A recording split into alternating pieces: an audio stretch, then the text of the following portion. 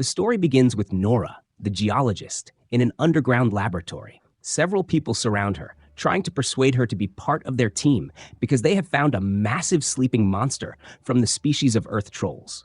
They want to conduct analyses on it to discover everything about it and wake it from its slumber.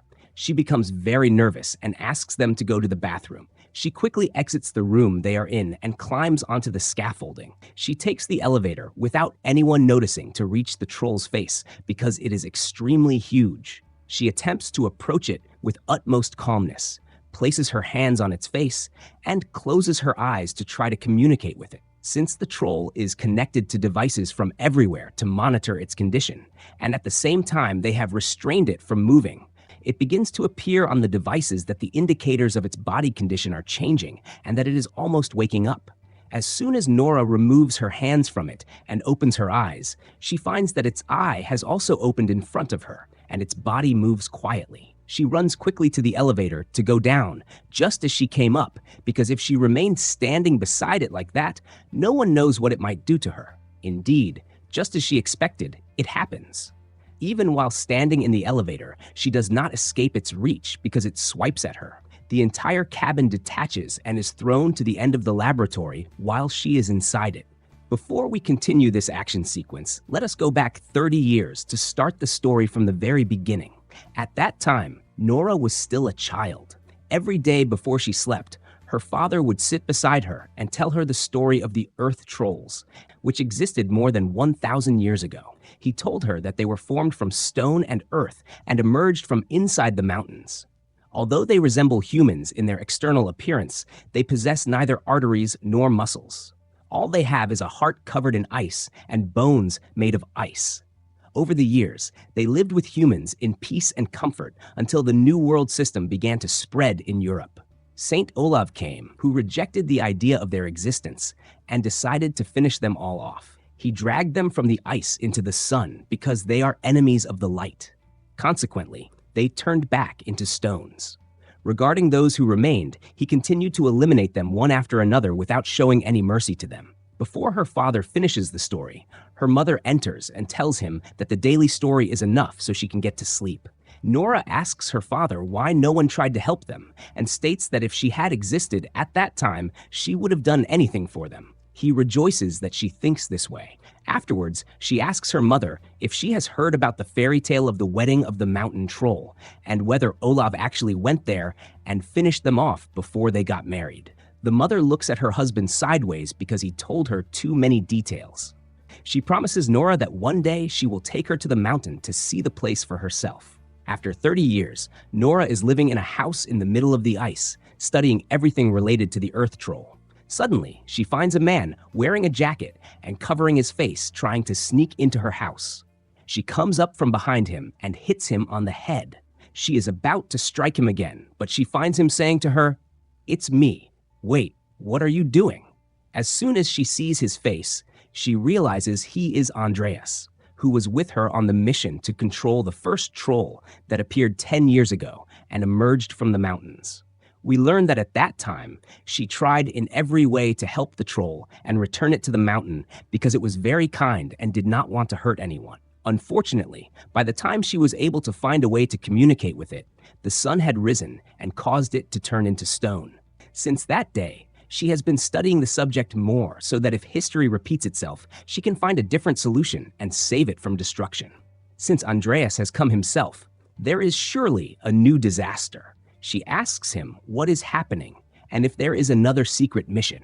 He tries to pave the way with calm words, stating that the government has changed and the system is much better than before. However, she knows that all this is just hot air in the end, because any system in the world would find it impossible to accept the existence of massive creatures like trolls.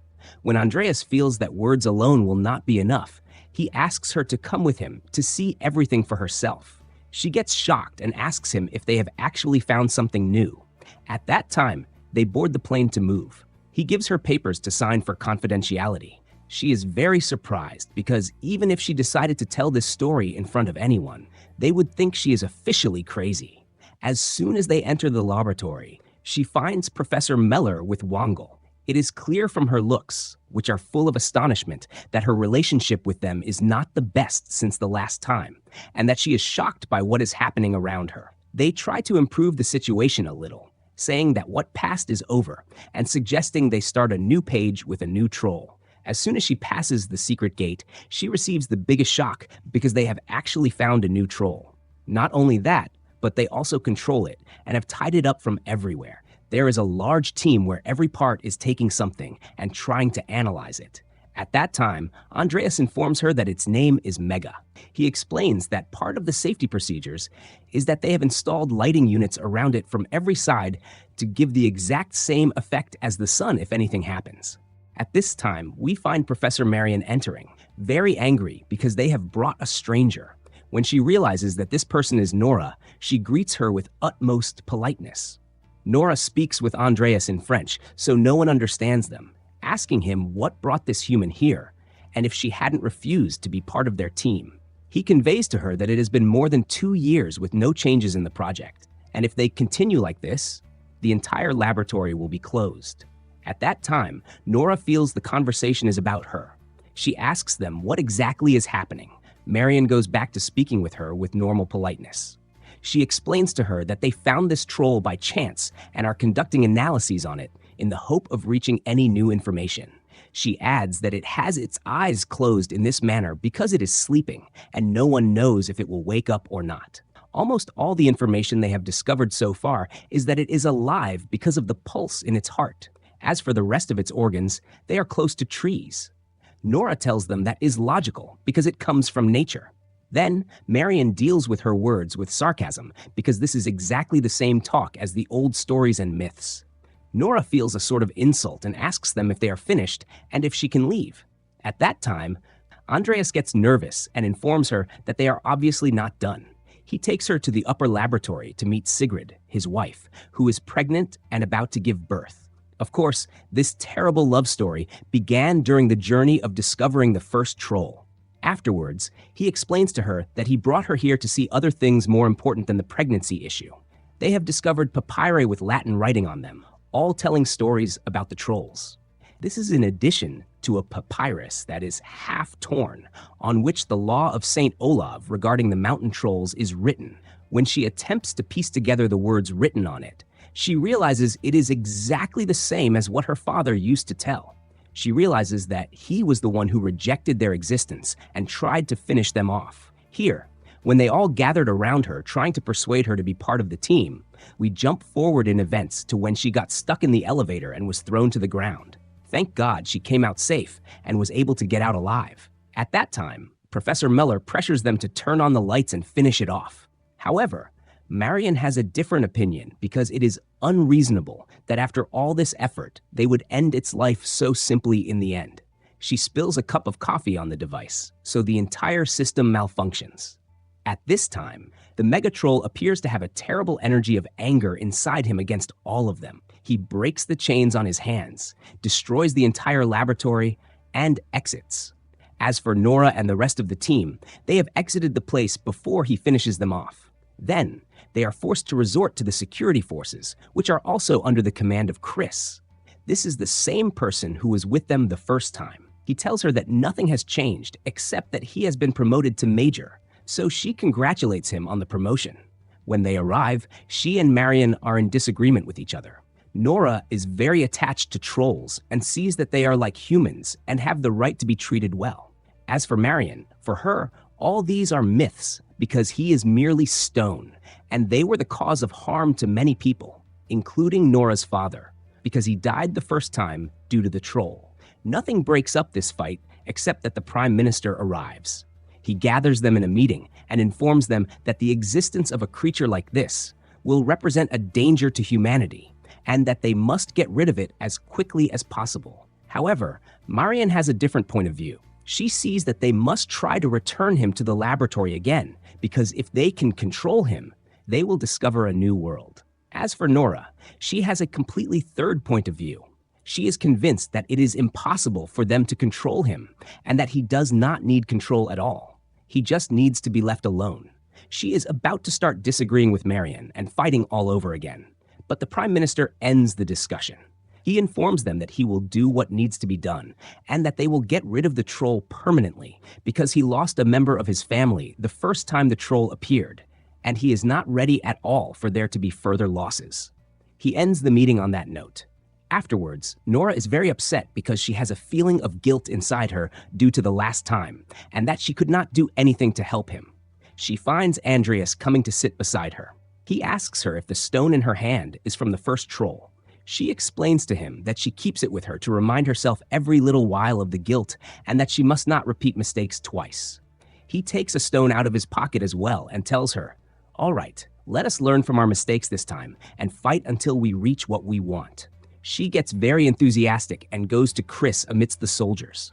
He is explaining to them exactly how the plan will go. She waits for him to finish and starts begging him to give her a chance and take her with him. However, he refuses completely because the last time he took her and her father, they returned without him. So he is not ready to be the cause of any other person's death. However, she remains determined. She explains to him that her father was happy to see the troll before he died because that was the dream of his life. She adds that if he truly feels guilty, then he should take her with him to repay the debt he owes and get rid of the feeling. He is about to tell her that he agrees but will take her alone, but he does not get to finish the sentence because he finds Andreas coming behind her.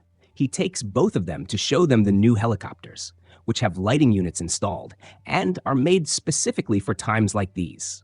Before they board, they find Marion coming, as well asking them if there is room for a third passenger. Chris feels that she should not be left out either. It is clear from his looks that he is focused on her. Even she notices and asks Nora if he is flirting or if he is used to this manner. Nora looks at her and walks away. At this time, Andreas says goodbye to his wife, Sigrid, and promises her that he will return again to raise their son himself. She reminds him that he is not Superman. He is just normal Andreas, so he should avoid any reckless moves. At this time, in the Hemsedal ski resort, there is a celebration where many young people are gathered. Suddenly, they feel the ground shaking and think it is almost an earthquake. However, the strange thing is that the movement of the earth is accompanied by an unidentified sound. Without any introductions, they find the roof of the place peeled off from above them, and a troll's head entering in the middle. Out of sheer terror, they try to escape quickly, and everyone is crashing into everyone else. But the mega-troll does not care about anything. He begins picking them up with his hands and throwing them straight into his mouth. As soon as the planes approach him, they are surprised that he is actually eating them, because the one that existed years ago was very kind and tried to save people from harm. Chris gives the signal to the plane beside him, which contains his friend Amir, to turn on the lights. When they pass over him for the first time, we find the effect of the lighting on his body is like a tree branch when fire catches it, but it extinguishes immediately. At that time, Amir and Chris get very enthusiastic about the matter to toy with him a little and make him spin around himself. This continues until he gets very angry at their actions. He rips an electric pole from the ground and throws it at them. Unfortunately, it hits Amir's plane. Chris gets very tense for his friend and keeps asking him what the situation is and if he can continue or not. Amir tells him it was an honor to have worked with him and recites the Shahada. Afterwards, the plane falls and explodes. At this time, Chris cannot bear the sight. He stands in front of the troll and looks him in the eye. All that is going through his mind is that he wants to end his life at this moment in any way. However, Nora tries to calm him down because it is impossible for him to do that alone. She asks him not to let his emotions control the situation, otherwise their plane will be destroyed as well. He turns around, returns, and screams with all his might to let out the anger inside him. When they land on the ground, Marion sees that they are more dangerous than she had expected. Nora gets very annoyed because of her words and assures her that not all of them are like that there are good ones among them, and that their only desire is to return to their home again. Marion explains to her that they are not humans to have a home, nor are they, for example, waiting for an apology from humans. Then, Nora gets a new idea. She takes them and they go up the mountain where the trolls used to live. They enter a completely dark cave. Chris asks her if this is not the place the police searched exactly 3 years ago and found nothing. She convinces him that they might find something normally. Then Marion seizes the opportunity and tries to get close to Chris and consoles him about his friend. He thanks her and tells her that their relationship was much more than just friends. She is very happy that he is opening up to her. Suddenly, they find wooden pillars around them. Nora tells them the legend that this is a hunting pit they made to get rid of the king of trolls. They brought his young son here to lure the king. However, their plan failed because the troll king was able to escape. As for his son, he is still trapped here until now, but no one knows his exact location. They notice that the whole place is full of Christian symbols. When they reach the edge of the cave, we find Nora asking them to be quiet and not make any sound. She takes out the stone she has, knocks on the ground with it, and waits for a few seconds. She tells them not to be too startled. Suddenly, they find the troll appearing from the wall in front of them and approaching them quickly. Nora tries to calm them down as much as she can so they don't startle it. She extends her hand and touches its face to try to communicate with it. She finds it responding to her and understanding exactly what she wants to say. They are all amazed that the king's son is still alive and that the legend is actually true. Even Marion is very touched, to the point that she cries and realizes she was being unjust to them and had a wrong idea about them. At this time, Nora names him Beautiful. She informs him that they need a favor from him. They take him and go up to the ice to make him face the troll and try to control him. Indeed, as soon as the mega troll arrives and sees them, he finds Beautiful emerging from under the snow and standing before him. Nora withdraws from the battle quickly to leave the two of them facing each other. However, Mega ends the battle and the whole movement with a single strike on the ground because he creates cracks in the ice. The ground splits and Beautiful falls into the water beneath it. Then, Nora is devastated and cannot bear the sight of Beautiful trying to struggle to get out. But unfortunately, in the end, the water pulls him down and he disappears completely. At that time, Chris runs to her as fast as he can to snap her out of the shock, take her, and return her to the plane because the troll changes his direction and goes towards them to finish them off as well. But thank God, they are able to move away with the plane before he hits it. He continues on his way very normally because he will not waste his time on them. Afterwards, they gather at the airbase. It is apparent that Nora is very sad because she did not expect things to reach this point. Marion sits with her to ask how she discovered the way she communicates with the trolls. She explains to her that the whole matter is that she listens to them intently through her heart. Suddenly, the map flies away from them due to the intensity of the wind. Andreas returns it to the table again. Here, Marion notices something new. The troll's movements show he is heading north, meaning there is a high probability his destination is towards Trondheim. At that time, Nora opens her father's notebook, which contains all the information regarding trolls. She remembers the story of Saint Olav, who was the owner of the idea of eliminating their existence, and that Nidaros Cathedral, located in the city he is heading to, is where the saint started all this. She tells herself he is surely going to take revenge. In the middle of the day, they arrive at the cathedral and meet Esther, her father's friend, who is responsible for everything related to the place. When she sees Nora, she recognizes her immediately because she is an exact copy of her father. She takes them on a tour of the church. She is about to explain its story from the beginning, but our heroine gets straight to the point and tells her, "We want to find Olav's tomb." Esther is convinced that the tomb is indeed inside the church, but until now, no one has been able to discover its exact location. This is because they all have in their minds that its location must be unexpected, even though it could be right in front of them, but they just cannot see it. She takes them to the secret cave located underground to take their tour, perhaps to discover what no one has been able to reach for years.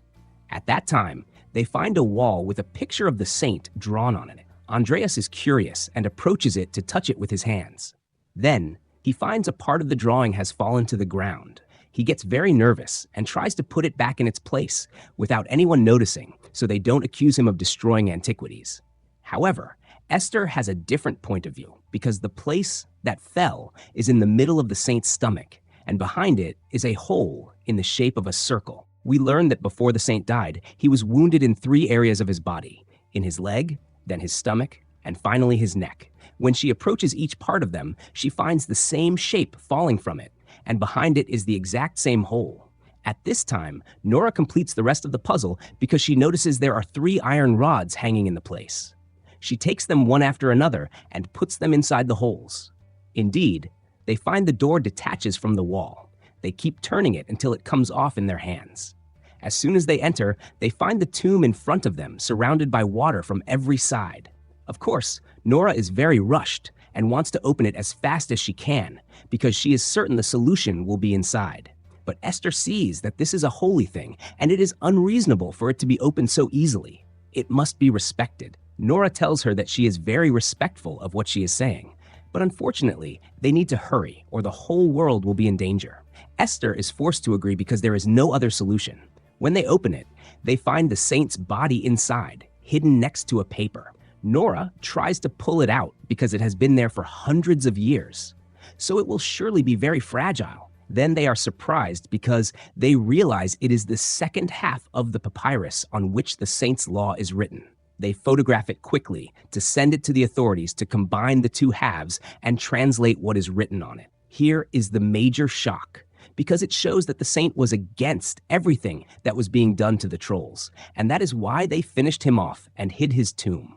It reveals that the troll who is wreaking havoc is doing all this to take revenge on the humans living in the city because they are the cause of everything that happened to them. At this time, the news has spread throughout the world, and the government of Norway is trying to transport the residents of the city to protect them from the danger they are in. However, Chris and Nora see that they must find a solution to this problem because running away from it is not enough. When they feel that Andreas is tense and unable to make a decision because he is confused between returning to his wife and son or continuing with them to the end, Nora conveys to him that he has the right to think of his family because he is supposed to return to them. However, he refuses because his presence among them to solve the problem will be the most important thing he can offer his family. Because if the city falls, the troll will continue to the rest of the cities. So they focus all their attention on starting to think of an alternative plan to control the troll, other than the sun, of course.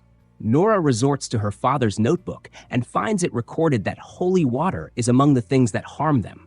She runs to the basin to test it herself. She takes out the stone she has, and as soon as the water touches it, we find it separating apart exactly like the effect of the sun. But they have two problems. They need a large quantity of water, and how will they transport this water outside the church and bottle it so it becomes exactly like explosives? However, Esther reminds them of the water they just discovered around the saint's tomb. As for who will transport it, surely the people of the city, because they will certainly not abandon their homes so easily. At that time, they go out to the people before they board the buses that will transport them and explain the whole situation to them. And that without them, the plan will never be completed. Although they are worried about their reaction because it is natural for everyone to fear for their lives, they find the situation completely different. Every individual in the city wants to help to preserve their place. They divide themselves so that Esther and Andreas remain at the bells, because this is the sound the troll hates most in his life. As for the rest of the city's residents, they distribute themselves in the church to transport the water outside and hand it to the soldiers to wrap explosives around it. After everything is in place, we find Andreas asking Nora, "Do you really believe that all this will pass?" She informs him that since her mother's death, she has not been able to believe in anything, but he believes in her personally, despite the crazy way she always thinks. She is very touched by his words and asks him, "Well, what will we do if we fail?" But as usual, he is overly optimistic and assures her that they will succeed as long as they believe in it. As soon as they start feeling a tremor in the ground, they realize the troll is close. The tension reaches its highest stage with them, but everyone tries to maintain their calm because there is no other solution. When he appears in front of them, we find Chris giving the soldiers the signal to begin the show. Then, Esther and Andreas press the bells. We find the troll gets very angry and puts both his hands on his ears so as not to hear the sound. At that time, the soldiers take advantage of the matter and fire bombs at him. The troll loses his temper, pulls a tree from the ground, and throws it exactly towards the bells. But thank God, Andreas is able to take Esther and run quickly before the impact hits them. At this moment, Chris feels the matter is slipping from their hands. He gives the second signal for the soldiers to withdraw from their positions and fire the water bombs, because their entire hope is that this will be the solution that ends the farce they are in. But unfortunately, all their ambitions are demolished in an instant, because when it hits him, it gives a very simple effect, and in less than a minute, he returns to normal as if nothing happened. They enter a state of shock for a second.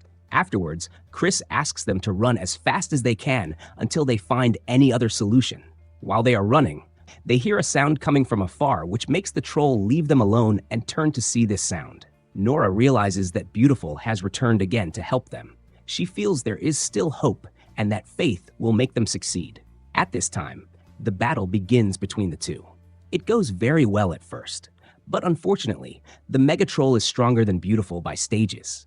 He is able to hit him once, knock him to the ground, and keeps hitting him with everything that comes in front of him. Then Nora cannot bear to see Beautiful being hurt because of her. She runs to take any rifle to shoot at Mega to make him focus on her and leave Beautiful alone. As for Chris and Andreas, they decide to take the last barrel of water and try to throw it inside his mouth so it reaches his heart directly, so the water's effect will be stronger. They go up to the plane quickly. When Marion finds that Nora's shooting alone is not enough, she gathers her courage as well, takes a rifle, and goes to shoot with her. At this time, Chris is flying the plane while Andreas is holding the water and the control device. However, the wind betrays them and causes the two to slip from his hand. He tries as fast as he can to grab the barrel. Thus, a new problem appears because without the control device, they will not be able to detonate the bomb wrapped around the barrel. There is only one solution. Andreas takes a separate bomb and jumps with the barrel himself to pull the fuse as soon as he enters Mega's mouth. That is, in short, he will sacrifice his entire life to save the city. He agrees without thinking, but he calls his first wife to say goodbye to her for the last time. She understands immediately that he is calling her to tell her the news that will be the most difficult for her in her life. He informs her to tell their son that he was a real Superman. As soon as Chris informs him that he has reached the point they need, he stands waiting for him to open his mouth.